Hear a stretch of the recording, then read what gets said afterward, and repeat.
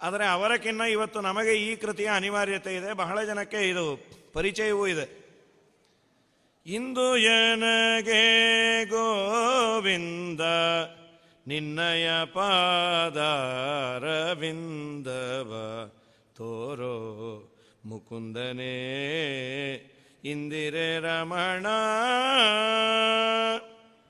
ಇಂದು ನನಗೆ ಗೋವಿಂದ ನಿನ್ನ ಪಾದಗಳನ್ನು ನನಗೆ ಇವತ್ತು ತೋರಿಸು ಅಂತ. ಇಂದು ನನಗೆ ಅಲ್ಲ, ಇವತ್ತು ಮಾತ್ರ ಬೇಕೋ, ನಾಳೆ ನಾಡದ್ದು ಅಥವಾ ಹಿಂದೆ ಬೇಡವಾ? ಹಿಂದಿಂದಂತೂ ಬೇಕೋ ಬೇಡವೋ ಅದನ್ನು ಹೇಳುವ ಅಧಿಕಾರ ನಮಗಿಲ್ಲ. ಇಂದು ಅನ್ನೋದಕ್ಕೆ ಅನೇಕ ಅರ್ಥಗಳಿದೆ. ಈ ಮನುಷ್ಯ ಜನ್ಮ ಬಂದಾಗ ನನಗೆ ಅದನ್ನು ತೋರಿಸು, ನಿನ್ನ ಪಾದಕಮಲಗಳನ್ನು ಭಜನೆ ಮಾಡುವ ಭಾಗ್ಯವನ್ನು ಕೊಡುವಂತ. ರಾಯರಿಗೆ ಇಂದು ಮುಂದು, ನಮಗೆ ಇಂದು ಅಂದರೆ ಇವತ್ತೇ ಕೊಡುವಂತ. ಯಾಕೆ ನಾಳೆ ನಾನು ಇರ್ತೀನೋ ಬಿಡ್ತೀನೋ ಗೊತ್ತಿಲ್ಲ, ಆದ್ದರಿಂದ ಹೀಗೇ ಕೊಡುವಂತ. ಪುರಂದರದಾಸರಂತಾರೆ, ನಾಳೆ ನಾಡದ್ದು ಅನ್ನಬೇಡ, ನಾಳೆ ನಾಡದ್ದು ನೀ ಇರ್ತೀಯೋ ಫೋಟೋದಲ್ಲೇ ಬಿದ್ದಿರ್ತೀಯೋ ಗೊತ್ತಿಲ್ಲ ಅಂತ. ನಾಳೆ ನೋಡೋಣೆನ್ನ ಬ್ಯಾಡಣ್ಣ, ಕೇಳಣ್ಣ ನಿನ್ನ ಬಾಳು ಅಸ್ಥಿರವೆಂದು ತಿಳಿಯಣ್ಣ. ಬಾಳುವ ಕಾಲದಿ ಯಮನು ಪಾಳೆಗಾರನಂತೆ ಬರಲು, ಕೋಳಿ ಪಿಳ್ಳೆ ಆಡುವಾಗ ಹಾಳು ಹದ್ದಿನಂತೆ ಒಯ್ಯುವ ಊರ ದೇವರ ಮಾಡಬೇಕಣ್ಣ. ಪ್ರಹ್ಲಾದರಾಜನಾದಾಗ ಈ ಮಾತನಾಡಿಯಾರು. ಕೌಮಾರ ಆಚರೇತ್ ಪ್ರಾಜ್ಞ ಧರ್ಮಾನ್ ಭಾಗವತಾನ್ಯ ದುರ್ಲಭಂ ಮಾನುಷಂ ಜನ್ಮ ತದಪಿ ಅಧ್ರುವಂ ಅರ್ಥದಂ. ನಿನಗೆ 5ನೇ ವಯಸ್ಸು ಬಂದಾಗಿನಿಂದಲೇ ನೀನು ಧರ್ಮಾಚರಣೆಯನ್ನು ಮಾಡು. ಯಾಕೆ ಮನುಷ್ಯ ಜನ್ಮ ಬರೋದು ಕಷ್ಟ, ಬಂದಾಗಿದೆಯಲ್ಲ ಟಿಕೆಟ್ ಸಿಗೋದು ಕಷ್ಟ. ಸಿಕ್ಕ ಮೇಲೆ ನಮಗೇನು ಯೋಚನೆ?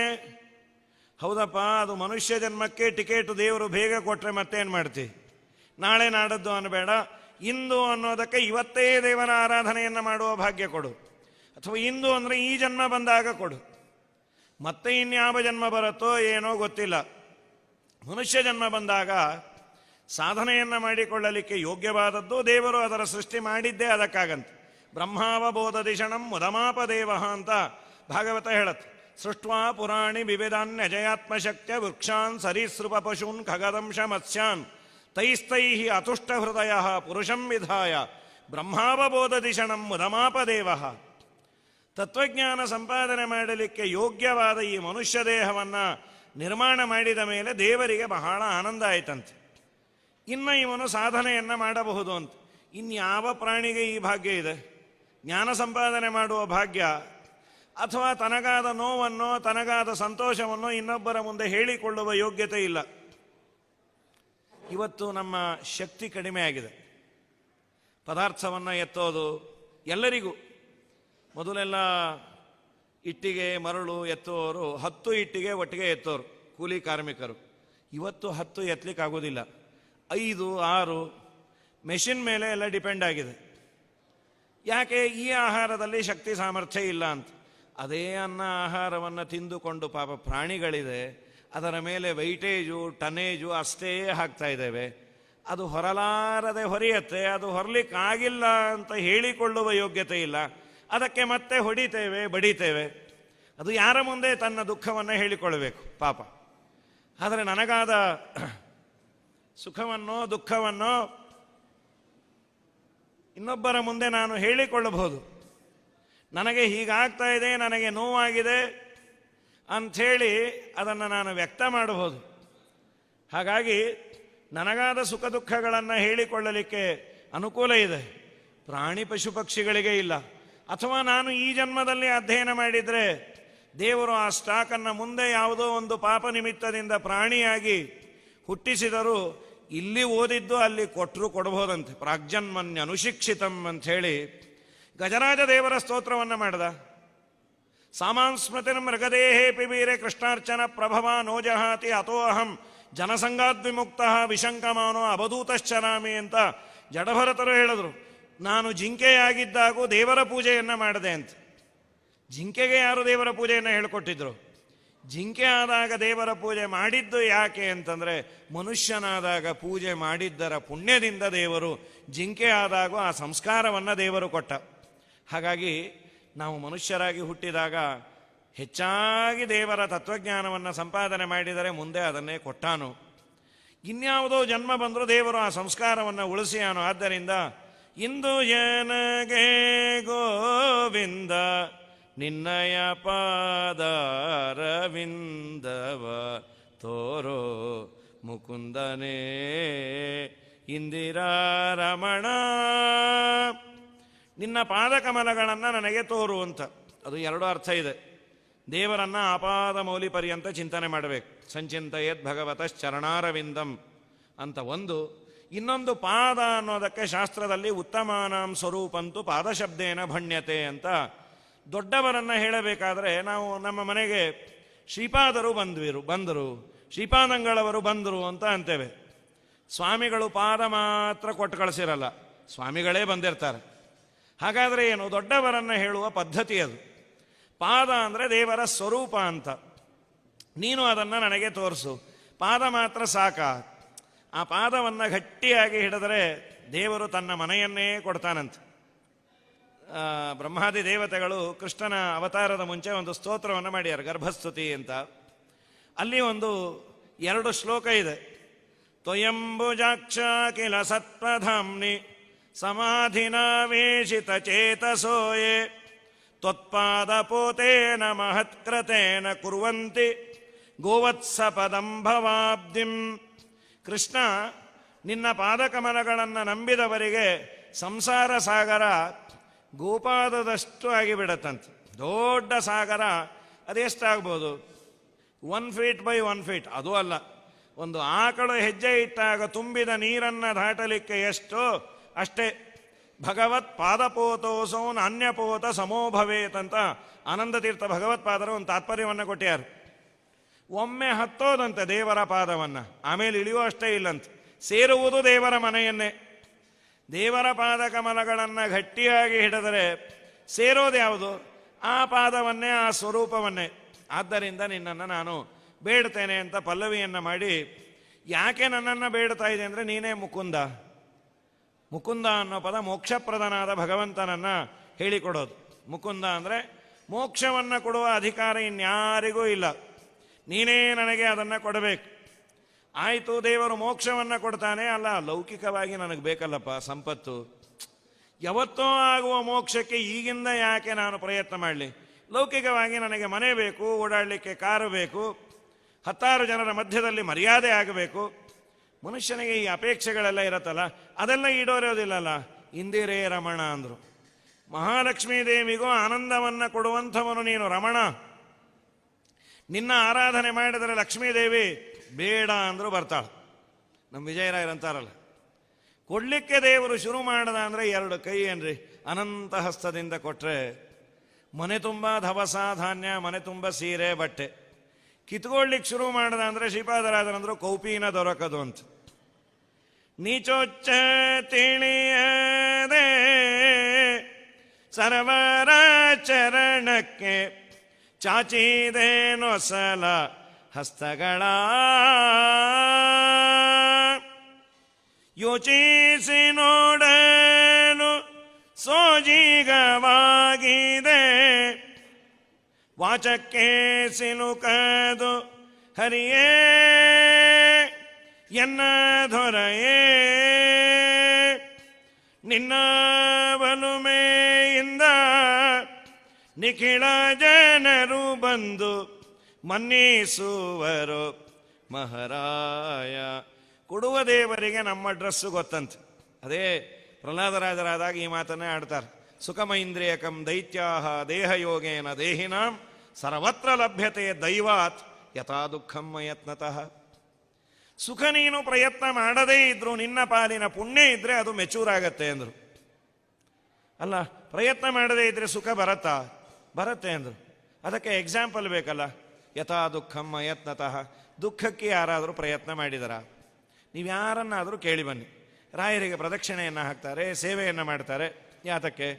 ಮನೆ ಆಗಲಿ, ಮದುವೆ ಆಗಲಿ, ಗಂಡು ಮಕ್ಕಳಾಗಲಿ, ಪ್ರಮೋಷನ್ ಸಿಗಲಿ ಅಂತಾರೆ ವಿನಃ ಇಲ್ಲ ನಮ್ಮ ಏರಿಯಾದಲ್ಲಿ ಎಲ್ಲರಿಗೂ ಚಿಕನ್ ಗುನ್ಯಾ ಬಂದಿದೆ, ನನಗೆ ಮಾತ್ರ ಬಂದಿಲ್ಲ, ಅದಕ್ಕೆ ಬರಲಿ ಅಂತ ರಾಯರ ಸೇವಾ ಮಾಡ್ತಾ ಇದ್ದೀನಿ ಅಂತ ಯಾವ ಹುಚ್ಚು ಸೇವೆ ಮಾಡಿದ್ದು ಕಂಡಿಲ್ಲ.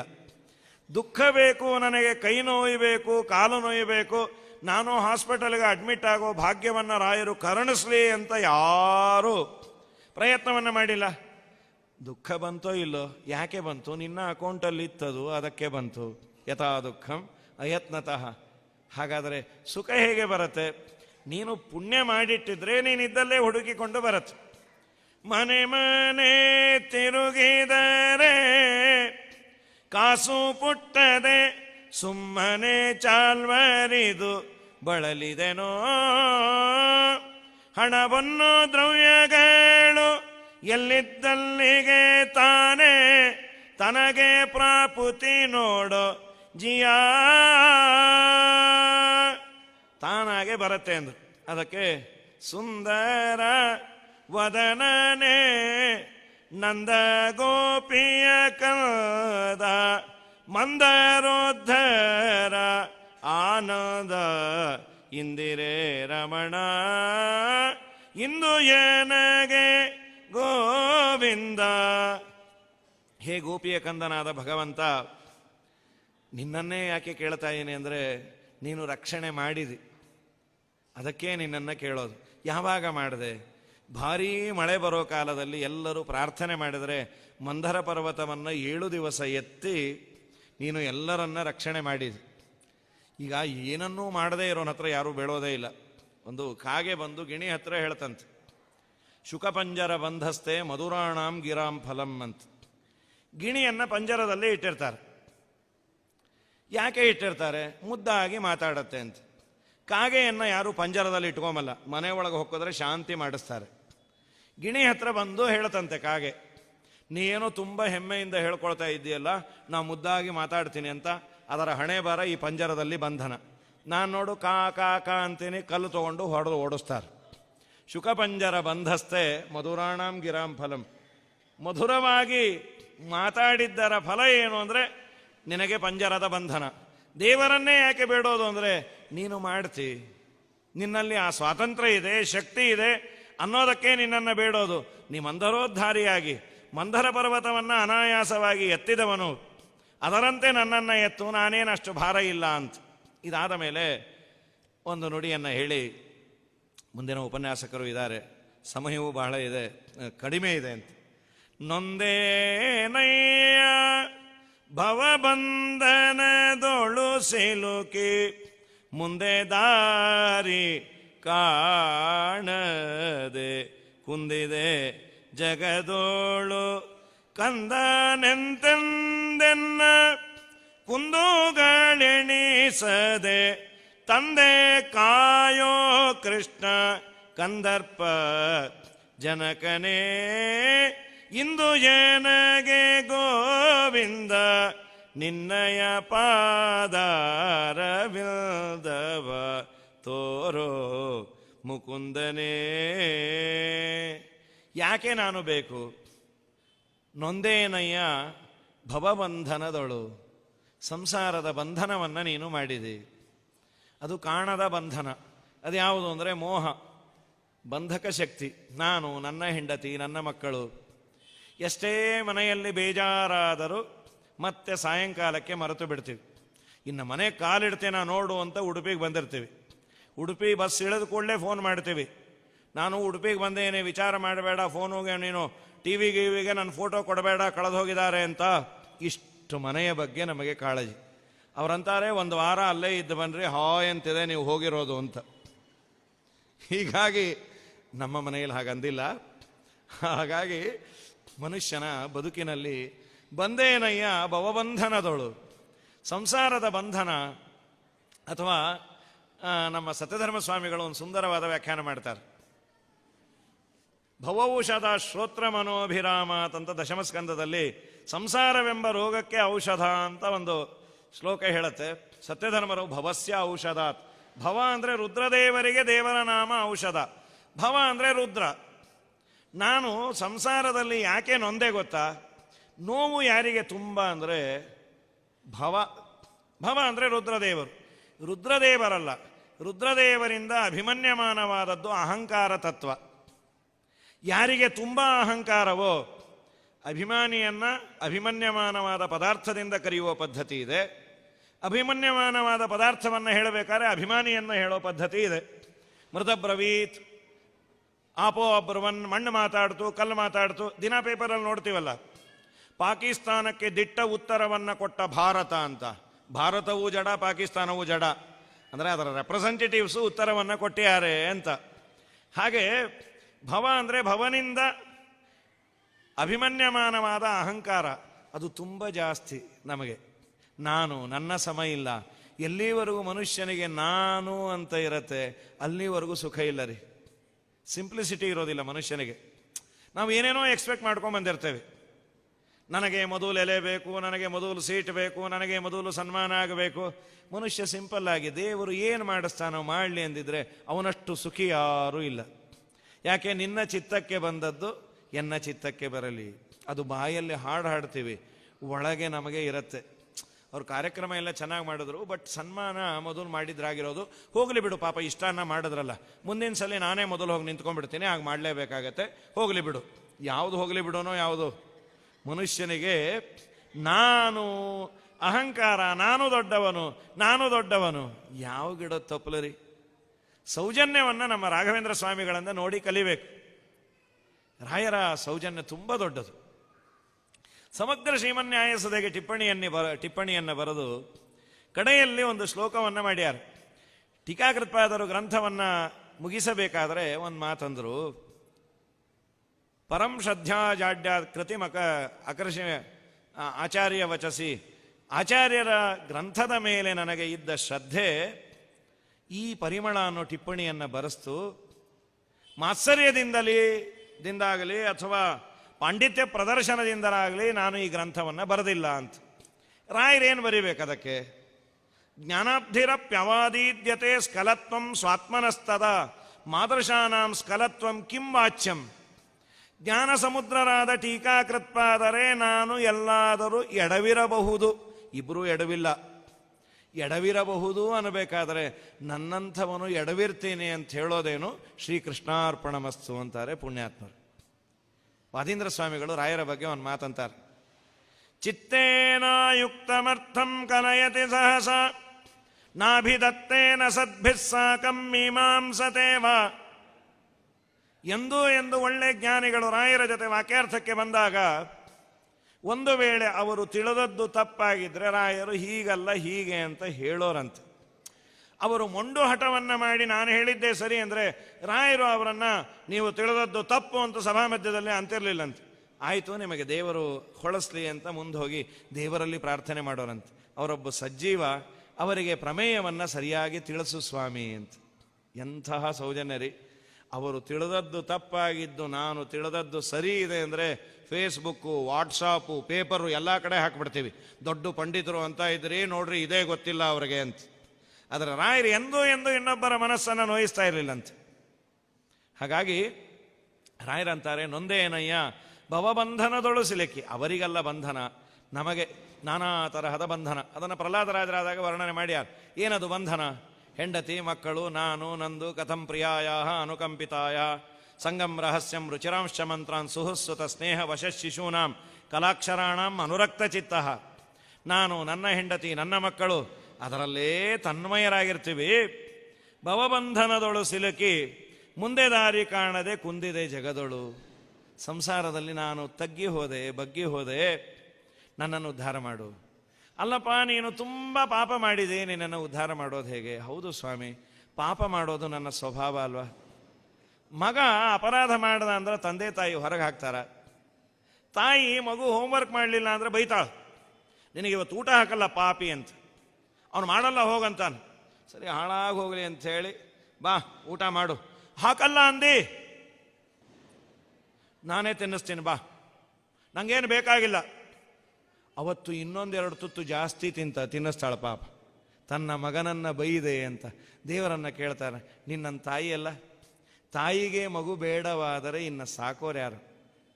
ಬಳ್ಳಿಗೆ ಕಾಯಿ ಭಾರ ಅಲ್ಲ. ನಾವೆಲ್ಲ ನಿನ್ನ ಮಕ್ಕಳಲ್ಲ, ನಮ್ಮಪ್ಪ. ಯೋನಪ್ಪಿತ ಜನಿತ ಯೋ ವಿಧಾತ. ನಿನಗೇ ನಾವು ಬೇಡ ಆದರೆ ಇನ್ಯಾರು ನಮ್ಮನ್ನು ರಕ್ಷಣೆ ಮಾಡೋರು? ಹೌದು, ಅಪರಾಧವನ್ನು ಮಾಡಿದ್ದೇನೆ, ಅಪರಾಧವೆಣಿಸದಲೇ ಕಾಯಬೇಕು. ಅಪರಾಧ ಮಾಡಿದ್ದೇನೆ, ಅಪರಾಧ ಮಾಡೋದು ನನ್ನ ಸ್ವಭಾವ ಆಗಿದೆ. ಅಪರಾಧವನ್ನು ನೀನೇ ಮಾಡಿಸ್ಬೇಡ ನಮ್ಮಪ್ಪ. ನಾನು ಬೇಕಾದಷ್ಟು ಅಪರಾಧವನ್ನು ಮಾಡಿದ್ದೇನೆ. ಆದರೂ ಒಂದೇ ಒಂದು ನಾನು ತಿಳಿದೇನೆ, ನಾನು ಮಾಡಿದ್ದಲ್ಲ, ನನ್ನಲ್ಲಿ ನಿಂತು ಶ್ರೀಹರಿ ನನ್ನ ಕರ್ಮಾನುಸಾರವಾಗಿ ಮಾಡಿಸ್ತಾ ಇದ್ದಾನೆ. ಭಗವಂತ, ಇನ್ನೊಮ್ಮೆ ಈ ಅಪರಾಧವನ್ನು ಮಾಡಿಸಬೇಡ ಅಂತ ಕೇಳ್ತೇನೆ. ನನ್ನ ಉದ್ಧಾರ ಮಾಡು. ನೀನಲ್ಲದೆ ಇನ್ಯಾರು ಉದ್ಧಾರ ಮಾಡಬೇಕು?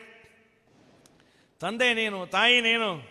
ದುರುಳಲಲ್ಲವೋ ನಾನು ನಿನ್ನ ಚರಣ ಸೇವಕರಮನ, ಪರಿಪಾಲಿಪುದು ನಿನ್ನ ಪರಮಧರ್ಮ.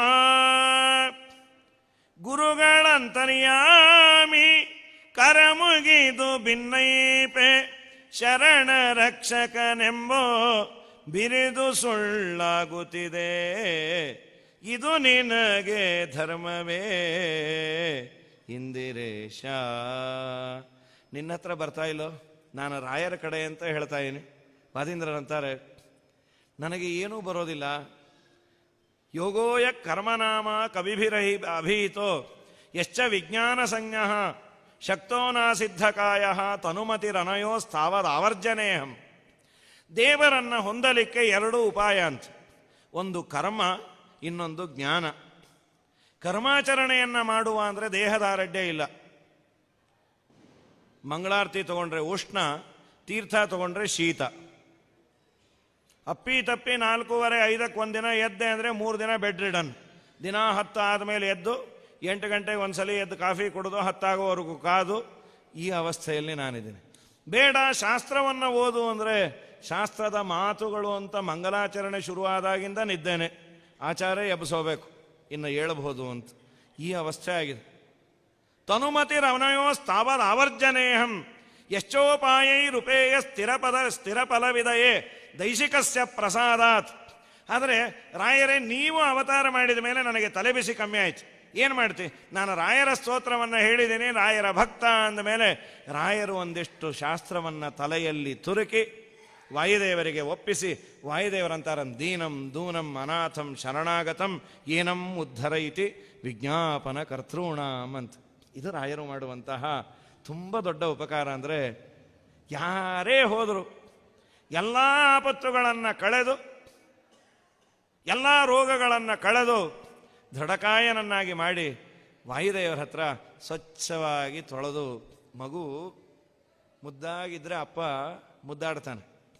ಅದೊಂಚೂರು ಹೇಸಿಗೆ ಮಾಡ್ಕೊಂಡ್ಬಿಟ್ರೆ ನಡಿ ಅಸಹ್ಯ, ಹೋಗಿ ನಿಮ್ಮ ಅಮ್ಮನ ಹತ್ರ ಅಂತ. ನಮ್ಮ ರಾಯರು ತಾಯಿ ಇದ್ದ ಹಾಗೆ ಎಲ್ಲ ಸ್ವಚ್ಛ ಮಾಡಿ ವಾಯುದೇವರನ್ನು ತಂದೆ ಕೊಡ್ತಾರಂತೆ. ನಿಮ್ಮ ಕೂಸನ್ನು ಒಂಚೂರು ಉದ್ಧಾರ ಮಾಡಿಬಿಡ್ರಿ. ಯಾರಿಗೆ ಹೇಳಿ? ನಿಮ್ಮಪ್ಪಂಗೆ ಹೇಳ್ರಿ, ನಿಮ್ಮ ಮಾತು ಅವನು ಕೇಳ್ತಾನೆ. ಆಯ್ತು, ನಿನ್ನ ಕಡೆಯವನ ಏನೋ ಗುರುವಾರ ಒಂದಿಷ್ಟು ಅಷ್ಟೋತ್ತರ ಅಂತ ಬಂದ್ಯಾನೆ. ಲೇಟಾಗಿ ಬರ್ತಿದ್ದ ಅಷ್ಟೋತ್ತರಕ್ಕೆ ಊಟ ಅಂತೂ ಮಾಡ್ಕೊಂಡು ಹೋಗ್ತಾ ಇದ್ದ. ಆ ಪ್ರಸಾದ ತಿನ್ನಲ್ಲ, ಅದಕ್ಕೆ ಉದ್ಧಾರ ಮಾಡು. ರೋಗಹರನೇ ಕೃಪಾ ಸಾಗರ ಶ್ರೀ ಗುರು ರಾಘವೇಂದ್ರ ಪರಿಪಾಲಿಸೋ. ಘನ್ನ ಮಹಿಮ ಜಗನ್ನಾಥ ವಿಠಲ ಪ್ರಿಯ ನಿನ್ನಾರಾಧನೆ ಮಾಡಿಸೋ, ನಿನ್ನಾರಾಧನೆ ಮಾಡಿಸೋ. ರೋಗಹರನೇ ಕೃಪಾ ಸಾಗರ ಶ್ರೀ ಗುರು ರಾಘವೇಂದ್ರ ಪರಿಪಾಲಿಸೋ. ಅನುಭವಿಸಿ ಜಗನ್ನಾಥದಾಸರು ಆಡ್ತಾರೆ. ವಿಜಯರಾಯರ ತಿರಸ್ಕಾರ ಮಾಡಿ ಆದಮೇಲೆ ಅಲ್ಲಿ ಹೋಗಿ ಅಲ್ಲೇ ಕಳಿಸಿ ರೋಗ ಎಲ್ಲ ಪರಿಹಾರ ಆದಮೇಲೆ ರೋಗಹರನೆ ಕೃಪಾಸಾಗರ. ನಮ್ಮಪ್ಪ ಕುಂದುಗಳನ್ನು ಕಡೆ ನುಡಿಯಲ್ಲಿ ಅಂತಾರೆ. ದಾರುಣಿಯೋಳು ಬಲುಭಾರ ಜೀವನಾಗಿ ದಾರಿ ತಪ್ಪಿ ನಡೆದೆ ಸೇರಿದೆ ಕುಜನರ. ಆರು ಕಾಯುವರಿಲ್ಲ ಸಾರಿದೆ ನಿನಗಯ್ಯ ಧೀರ ವೇಣುಗೋಪಾಲ. ಪಾರುಗಾಣಿಸೋ ಹರಿಯೇ ಇಂದು ಏನಗೆ ಗೋವಿಂದ ನಿನ್ನಯ ಪಾದಾರವಿಂದವ ತೋರೋ ಮುಕುಂದನೇ. ರಾಯರಿಗೆ ಕೃಷ್ಣ ಕಾಣಿಸ್ತಾ ಇದ್ದ. ಇದ್ದಕ್ಕಿದ್ದ ಹಾಗೆ ಅಂತರ್ಧಾನ ಆದಾಗ ಪ್ರಾರ್ಥನೆ ಮಾಡಿದ್ರೆ ಕೃಷ್ಣ ಗೆಜ್ಜೆಯ ಕುಣಿತವನ್ನು ಮತ್ತೆ ರಾಯರ ಮುಂದೆ ಕುಣಿದದ್ದು ಅನುಭವಕ್ಕೆ ಬಂತಂತೆ. ನಮ್ಮಪ್ಪ ನೀನು ಕುಣಿದೆಲ್ಲೋ, ಈಗೇನು ಕೃಷ್ಣನ ಮುಂದೆ ಆ ಕಲ್ಲಿನ ಮಂಟಪ ಇದೆ ಅಲ್ಲಿ ಕೂತು ರಾಯರು ಹಾಡಿದ್ದು ಅಂತ. ಹಾಡಿದಾಗ ಕೃಷ್ಣ ಕುಣಿದಂತೆ. ಅಷ್ಟೇ ಅಲ್ಲ, ಭಕ್ತಿಯಿಂದ ಹಾಡಿದಾಗ ಅವನು ರಾಯರ ಮುಂದಲ್ಲದೆ ಇನ್ಯಾರ ಮುಂದೆ ಕುಣಿಬೇಕು? ನಮ್ಮ ಮುಂದೆ ಕುಣಿತಾನೆ ದೇವರು. ದಯಮಾಡಿ ನೀವು ಹೋಗಪ್ಪ ಮಹಾರಾಯ ಅಂತ, ಸಾಕು ನಿಂಗೆ ಎಷ್ಟು ಕೊಡೋದು ಅಂತ. ಆದರೆ ರಾಯರ ಮುಂದೆ ಅವರ ಭಕ್ತಿಗೆ ಮೆಚ್ಚಿ ಧಾರಣಿಯೋಳು, ಭೂಮಿಯ ಮೇಲೆ ನಾನು ಸುಮ್ಮನೆ ಭಾರ ಆದನು, ಯಾವ ಕೆಲಸವನ್ನೂ ಮಾಡಲಿಲ್ಲ.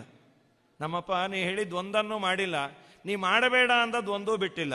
ಪ್ರಹ್ಲಾದರಾಜರಾಗಂತಾರೆ, ನೈತನ್ಮನಸ್ತವ ಕಥಾಸು ವಿಕುಂಠನಾಥ ಸಂಪ್ರೀಯತೆ ದುರಿತ ದುಷ್ಟಂ ಅಸಾಧು ತೀವ್ರಂ ಕಾಮಾತುರಂ ಹರ್ಷ ಶೋಕ ಭಯೇಷಣಾರ್ಥಂ ತಸ್ಮಿನ್ ಕಥಂ ತವಗತಿಂ ವಿಮೃಶಾಮಿ ದೀನಃ. ನಮ್ಮಪ್ಪ ಎರಡು ಮಾಡಬೇಕು. ಒಂದು ವಿಧಿಯನ್ನು ಪರಿಪಾಲನೆ ಮಾಡೋದು. ನೋ ಎಂಟ್ರಿಯಲ್ಲಿ ಗಾಡಿ ಹೋಗಬಾರ್ದು, ಹೆಲ್ಮೆಟ್ ಹಾಕ್ಕೊಂಡು ಏನೇನು ಬೇಕೋ ಡಾಕ್ಯುಮೆಂಟ್ಸು ಎಲ್ಲ ಇಟ್ಕೊಂಡು ಹೋಗಬೇಕು. ಯಾವುದೂ ಇಟ್ಕೊಂಡಿಲ್ಲ, ಹೆಲ್ಮೆಟ್ ಹಾಕ್ಕೊಂಡಿಲ್ಲ, ಡಾಕ್ಯುಮೆಂಟ್ಸ್ ಇಲ್ಲ, ಏನು ಹೋಗೋದಾದರೂ ಸರಿಯಾಗಿ ಹೋಗಬೇಕು. ನೋ ಎಂಟ್ರಿಯಲ್ಲಿ ಬಂದು ಇನ್ಯಾರಿಗೋ ಹೊಡೆದು ಅವನ ಹೆಲ್ಮೆಟ್ಟನ್ನು ನಾವು ಕಿತ್ಕೊಂಡು ಹಾಕ್ಕೊಂಡು, ಪೊಲೀಸ್ಗೆ ಹೇಳಿದ್ರೆ ಹೆಲ್ಮೆಟ್ಟಲ್ಲಿ ಮನೆಯಲ್ಲಿ, ಡಾಕ್ಯುಮೆಂಟ್ಸಲ್ಲಿ, ಅದು ಆಫೀಸಲ್ಲಿ, ಹೀಗೆಲ್ಲ ಉತ್ತರ ಕೊಟ್ಟರೆ ಒಂದಕ್ಕೆ 100 ರೂಪಾಯಿ ಫೈನ್ ಹಾಕ್ತಾನೆ. ನಾವು ಮಾಡುವುದನ್ನು ಯಾವುದೂ ಮಾಡ್ತಾ ಇಲ್ಲ. ದೇವರು ಯಾವುದು ಮಾಡಬೇಡ ಅಂದ್ಯಾನೆ ಅದು ಯಾವುದೂ ಬಿಟ್ಟಿಲ್ಲ. ಏನೇನು ಮಾಡಬಾರದು. ಜಿಕ್ವೈ ಕಥೋಚ್ಯುತ ವಿಕರಶತಿ ಮಾವಿತೃಪ್ತ ಶಿಷ್ಣೋನ್ಯತ ಸ್ತೊಗುದರಂ ಶ್ರವಣಂ ಕುತಶ್ಚಿತೆ. ಇದು ಪ್ರಹ್ಲಾದರಾಜರಾಗಂತಾರೆ, ಅದನ್ನೇ ಕಂಡೆನ್ಸ್ ಮಾಡಿ ಅಂತಾರೆ. ಏನೇನು ನೀನು ಇಂದ್ರಿಯಗಳನ್ನು ಕೊಟ್ಟು ಮಾಡು ಅಂದ್ಯೋ ಅದೆಲ್ಲ ಬಿಟ್ಟು ಕಣ್ಣಿನಿಂದ ಗುರುಗಳನ್ನು, ಹಿರಿಯರನ್ನು, ದೇವರನ್ನು ನೋಡು ಇಲ್ಲ. ಕಣ್ಣಿಲಿ ಕೃಷ್ಣ ಕೃತಿ ನೋಡದೆ ಪರ ಹೆಣ್ಣಿನ ನೋಡುವ ತಪ್ಪು, ನಿನ್ನ ಕಥಾಮೃತ ಕೇಳದೆ ಹರಟಯ ಮನ್ನಿಸುವ ಕಿವಿ ತಪ್ಪು, ಅನ್ನವ ನಿನಗರ್ಪಿಸದೆ ಅಜ್ಞಾನದಿ ಉಣ್ಣುವ ನಾಲಿಗೆ ತಪ್ಪು, ಚಿನ್ಮಯ ಚರಣಕ್ಕೆರಗದೆ ಉನ್ಮತ್ತರಿಗೆ ನಮಿಸುವ ಶಿರ ತಪ್ಪು, ತಪ್ಪುಗಳ ಪರಿಹರಿಸಿ ಕಾಯೋ ನಮ್ಮಪ್ಪನಲ್ಲವೇ ನೀನು. ನೀನೇ ಅಪ್ಪ ಅಮ್ಮ ಅಲ್ಲ, ಕಾಪಾಡು ಅಂತಾರೆ. ಹಾಗಾಗಿ ಧಾರುಣಿಯಳು ಬಲುಭಾರ ಜೀವನಾನಾಗಿ ದಾರಿ ತಪ್ಪಿ ನಡೆದೆ. ಏನಾಯಿತು ದಾರಿ ತಪ್ಪಿದ್ದರಿಂದ? ನಮ್ಮ ಯಾದವಾರ್ಯರಂತಾರೆ ಕರಾವಲಂಬನ ಸ್ತೋತ್ರದಲ್ಲಿ, ಸ್ವಾಮಿ ನನಗೊಂದು ಪೊರೆ ಬಂದಿದೆ, ಅದನ್ನು ಡಾಕ್ಟ್ರ್ ಹತ್ರ ತೆಗೆಸ್ಕೋ. ಅದು ಅವ್ರಿಗೂ ಇದೆ ಅಂದರು. ಅದು ಯಾವುದದು? ಅದು ಮೆಷಿನ್ನಿಂದ ತೆಗೆಯೋ ಪೊರೆ ಅಲ್ಲಪ್ಪ, ಹಾಕಿದವನೇ ತೆಗಿಬೇಕು. ಅಜ್ಞಾನ ಮೋಹ ಪಟಲಾತ್ ಗಚ ಚಕ್ಷುಶೋಲಂ. ಅಜ್ಞಾನದಿಂದ ಜನ್ಯವಾದ ಮೋಹ ಅನ್ನುವ ಪಟಲ ಇದೆ, ಅದನ್ನು ನೀನೇ ತೆಗಿಬೇಕು. ಅದರಿಂದ ಏನಾಗಿದೆ? ಕಿಂಗಮ್ಯ, ನಾನು ಎಲ್ಲಿ ಹೋಗಬೇಕು ಅನ್ನೋ ದಾರಿ ಗೊತ್ತಿಲ್ಲ, ಯಾರ್ಯಾರ್ದು ಹಿಂದೆ ಹೋಗ್ತಾ ಇದ್ದೇನೆ. ಸೇರಿದೆ ಕುಜನರ ಅಪರೂಪದ ಜನ್ಮ. ಅದು ಬಂದಾಗ ಸಜ್ಜನರ ಸಹವಾಸ ಮಾಡಬೇಕಾಗಿತ್ತು, ಅದಿಲ್ಲ, ಹಾಳಾಗೋಗ್ಲಿ. ದುರ್ಜನರ ಸಹವಾಸವನ್ನು ಮಾಡದೇ ಇದ್ರೆ ಒಳ್ಳೆಯದು ಅಂದರೆ ಅದನ್ನೇ ಮಾಡದೆ, ಅದನ್ನೇ ಹೆಮ್ಮೆಯಿಂದ ಹೇಳಿಕೊಂಡೆ. ಆರು ಕಾಯುವರಿಲ್ಲ, ಯಾರು ನನ್ನನ್ನು ಕಾಯೋರಿಲ್ಲ, ನನ್ನನ್ನು ಎಲ್ಲರೂ ಕೊಲ್ಲುವವರೇ, ನೀನೇ ನನಗೆ ಬೇಕು. ಧೀರ ವೇಣುಗೋಪಾಲ, ನೀನು ವೇಣುಗೋಪಾಲ ಧೀರ, ನೀನು ಧೀರರಿಗೆ ವೇಣುಗೋಪಾಲ ಅಂತ ಅದು ಒಂದು ಇಟ್ಕೋಬಹುದು. ಯಾಕೆಂದರೆ ರಾಘವೇಂದ್ರ ಸ್ವಾಮಿಗಳಿಗೆ ಧೀರ ಅನ್ನೋ ಶಬ್ದ ತುಂಬ ಇಷ್ಟ. ಅದು ಭಗವದ್ಗೀತೆಯಲ್ಲಿ ವ್ಯಾಖ್ಯಾನ ಮಾಡ್ತಾ, ಧೀರ ಅಂದರೆ ಧೀಮಂತರು, ಧಿಯಾ ರಮಂತೆ, ಬುದ್ಧಿಗೆ ಕಸರತ್ತನ್ನು ಕೊಟ್ಟು ಆನಂದ ಪಡುವವರನ್ನು ಧೀರರು ಅಂತಾರೆ. 4 ಜನದ ಜೊತೆ ಜಗಳ ಆಡಿ ಹೊಡೆದು ಬಡ್ದವನಲ್ಲ. ಯಾರು ಸದಾ ಪಾಠ ಪ್ರವಚನದಲ್ಲಿ ಮಗ್ನರೋ ಅಂಥವರನ್ನು ಕಂಡ್ರೆ ರಾಯರಿಗೆ ಬಹಳ ಪ್ರೀತಿ, ಆದ್ದರಿಂದ ಅವರನ್ನು ಧೀರರು ಅಂತ ಕರೆದ್ಯಾರು. ಹಾಗಾಗಿ ಧೀಮಂತರು ಅವರಿಗೆ ನೀನು ವೇಣುಗೋಪಾಲ. ಇಲ್ಲ ಅಂದರೆ ಆ ವೇಣುನೇ ಕೋಲು ಆಗತ್ತೆ. ವೇಣು ಅಂದರೆ 2 ಅರ್ಥ ಇದೆ. ಬೆತ್ತ ಅಂತ, ಅದು ಕೊಳಲು ಆಗ್ಬೋದು, ನೀ ಏನಾದರೂ ಹೆಚ್ಚು ಕಮ್ಮಿ ಮಾಡಿದ್ರೆ ಒಂದು ಲಾಠಿನೂ ಆಗತ್ತದು. ನೀನು ಧೀರನಾದರೆ ನಿನಗೆ ಕೊಳಲು, ವೇಣುನಾದವನ್ನು ಮಾಡಿ ನಿನ್ನನ್ನು ನಾನು ನನ್ನ ಕಡೆಗೆ ಹೇಳ್ಕೊಳ್ತೇನೆ. ಏನು ಆ ದೇವರ ವೇಣುನಾದ, ನಮ್ಮ ಕೃಷ್ಣನ ವೇಣುನಾದ, ಅದು ಕೇಳಿದಾಗ ಆಹಾ ಅದ್ಭುತವಾದ ನರ್ತನವನ್ನು ವ್ಯಾಸರಾಜರಾದಾಗ ನೋಡಬೇಕು ಅಂತ ಪ್ರಾರ್ಥನೆ ಮಾಡಿದ್ರಂತೆ. ವ್ಯಾಸರಾಜರು ಒಂದಿನ ಪೂಜೆಯನ್ನು ಮಾಡ್ತಾ ಶ್ರೀಪಾದರಾಜರು ಕೊಟ್ಟ ಸಂಪುಷ್ಟವನ್ನು ತೆಗೆದರೆ ಕೃಷ್ಣನನ್ನು ನೋಡಿದ್ರು. ಕೇಳಿದ್ರು, ಸ್ವಾಮಿ ಅವತ್ತು ನರ್ತನ ಮಾಡಿದ್ದು ಇವತ್ತು ನೋಡಬೇಕು ಅನಿಸಿದೆ, ಆಯಿತು ಅಂತ ಕುಣದಂತ. ಅದ್ಭುತವಾದ ಅದನ್ನೇ ಧೀರ ವೇಣುಗೋಪಾಲ ಪಾರುಗಾಣಿಸೋ ಹರಯೇ ಹರಿಯೇ ಇಂದು ನನಗೆ ಗೋವಿಂದ, ಇಂದೇ ನನಗೆ ಈ ಭಾಗ್ಯವನ್ನು ಕೊಡು ಅಂತ ಹೇಳ್ತಾ 25ನೇ ವರ್ಷದ ಈ ಒಂದು ರಾಘವೇಂದ್ರ ಸಪ್ತಾಹದ ಕಾರ್ಯಕ್ರಮದಲ್ಲಿ ನಾವೆಲ್ಲ ಕೇಳುವ, ಇಂದು ಅಲ್ಲ ಈಗಿಂದೀಗೆ ನಮಗೆ ದೇವರಲ್ಲಿ ಭಕ್ತಿಯನ್ನು ನಿಮಗೆಲ್ಲ ಇದೆ, ನನಗೆ ಕೊಡಲಿ ಅಂತ ನಾನು ಪ್ರಾರ್ಥನೆಯನ್ನು ಮಾಡ್ತಾ 25 ವರ್ಷ ನಿರ್ವಿಘ್ನವಾಗಿ ಒಂದು ಸಪ್ತಾಹ ಕಾರ್ಯಕ್ರಮವನ್ನು ನಡೆಸಿಕೊಂಡು ಬಂದಿದ್ದಾರೆ ಅಂದರೆ ಅದರ ಅಕ್ನಾಲೆಡ್ಜ್ಮೆಂಟ್ ಏನು ಅಂದರೆ ರಾಯರಿಗೆ ಇದು ತಲುಪಿದೆ ಅಂತ. ಇಲ್ಲ ಅಂದರೆ ಒಂದು ಕಾರ್ಯಕ್ರಮ 25 ವರ್ಷ ನಡೆಯೋದಿಲ್ಲ, ಅದು 1-2 ವರ್ಷ ಆಗತ್ತೆ, ಆಮೇಲೆ ಹೋಗಲಿ ಬಿಡು ನಮ್ಮ ಮನೆ ಪೂರ್ತಿ ಮಾಡುವ ಅಂತ. ಅದು ಪ್ರಾರಂಭ ಆದದ್ದು ಸಣ್ಣ ಪುಟ್ಟ ಬಡ್ಜೆಟ್ಟಿಂದ, ಇವತ್ತು ಅದು ಏನು ಬೆಳೆದಿದೆ, ಅದು ದೇಶ ವಿದೇಶಗಳಲ್ಲಿ ಕಾಯ್ತಾ ಇರ್ತಾರೆ. ಪರಿಮಳಾಚಾರ್ಯರ ಪರಿಮಳ ಎಲ್ಲ ದೇಶ ವಿದೇಶಗಳಿಗೂ ಯೂಟ್ಯೂಬಿನ ಮುಖಾಂತರ ಹೊಟ್ಟೋಗಿರುತ್ತದೆ. ಎಲ್ಲರೂ ಫಾಲ್ಗುಣ ಶುದ್ಧ ಪಾಡ್ಯದಿಂದ ಸಪ್ತಮಿವರೆಗೂ ಪರಿಮಳವನ್ನು ಆಸ್ವಾದನೆ ಮಾಡಲಿಕ್ಕೆ ಕಾದಿರ್ತಾರೆ. ಬೆಳಗ್ಗೆಯಿಂದ ಸಾಯಂಕಾಲದವರೆಗೂ ನಿರಂತರವಾದ ಕಾರ್ಯಕ್ರಮವನ್ನು ನಡೆಸಿ ಎಲ್ಲರನ್ನೂ ರಾಘವೇಂದ್ರರ ಅನುಗ್ರಹಕ್ಕೆ ಪಾತ್ರರನ್ನು ಮಾಡಿಸುವ ದೊಡ್ಡ ಕಾರ್ಯಕ್ರಮವನ್ನು ಮಾಡಿದ್ದಾರೆ. ಅದರಲ್ಲಿ ನನಗೂ ಒಂದು ವಾಕ್ಕುಸುಮವನ್ನು ಅರ್ಪಣೆ ಮಾಡುವ ಭಾಗ್ಯವನ್ನು ಕೊಟ್ಟದ್ದಕ್ಕೆ ಕೊಟ್ಟಿರುವ ಸಮಯದಲ್ಲೇ ಇನ್ನೂ 2 ನಿಮಿಷವನ್ನು ಅವರಿಗೆ ಉಳಿಸಿ ನಾನು ಮುಗಿಸ್ತಾ ಇದ್ದೇನೆ. ಶ್ರೀಕೃಷ್ಣಾರ್ಪಣಮಸ್ತು ಅಂತ ಹೇಳ್ತಾ ಈ ಒಂದು ಅಡಿದಾವರೆ, ಕೃಷ್ಣನ ಅಡಿದಾವರೆಗಳಲ್ಲಿ ಅರ್ಪಣೆ ಮಾಡ್ತೇನೆ. ಶ್ರೀಕೃಷ್ಣ